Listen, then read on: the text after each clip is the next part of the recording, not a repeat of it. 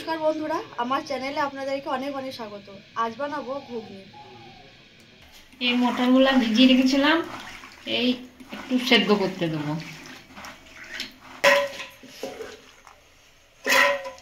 এই একটু নুন দিয়ে দিলাম সেদ্ধ।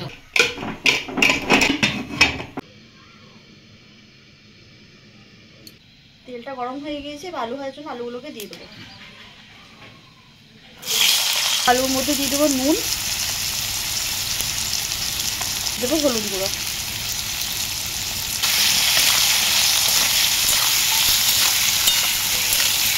আলুগুলোকে খুব সুন্দর করে ভেজে নিয়েছি, এবার তুলে নেবো। আলু ভাজা তো হয়ে গিয়েছে, এবার ওই তেলের মধ্যে চিনি দিয়ে দেবো। এবার 5 ফোড়ন আর শুকনো লঙ্কা দিয়ে দেবো। দিয়ে দেবো পেঁয়াজ। পেঁয়াজগুলোকে একটু লাল লাল করে ভেজে নেবো।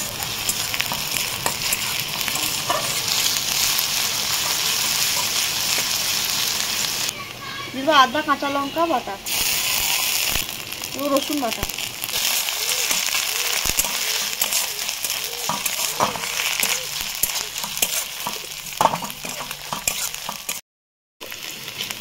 আদা রসুন আর পেঁয়াজ ভালো করে ভেজে নিয়েছি, এবার একটু জল দিয়ে দেবো।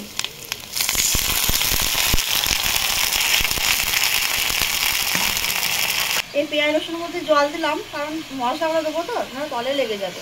এবার দিয়ে দেবো ধনের গুঁড়ো,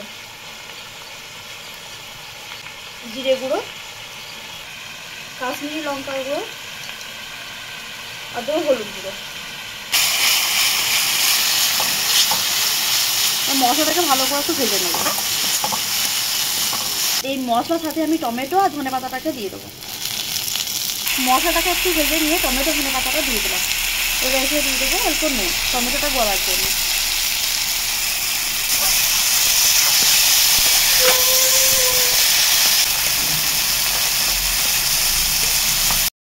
মশলাটাকে খুব ভালো করে ভেজে নিয়েছি, এবার ভেজে রাখা আলুটাকে দিয়ে দেবো।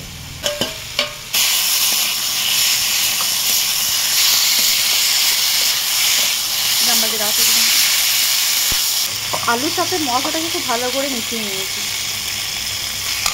এবারে সেদ্ধ করে রাখা মটরটাও দিয়ে দেবো। সুন্দরভাবে সেদ্ধ হয়ে যায়, দারুণ সেদ্ধ হয়ে যায়। এবার দিয়ে দেবো।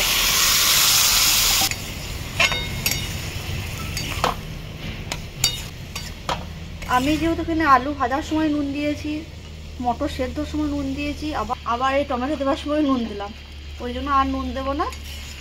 এবার যদি রাজ্যে খুব পরে দেওয়া যাবে, টেস্ট করে দেওয়া যাবে। খাবার সময় নুন নিয়ে নিয়ে খাবে।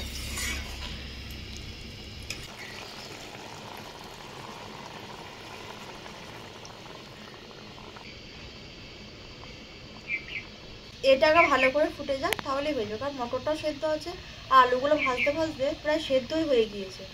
ভালো করে ফুটে গেলেই নামিয়ে নেবো।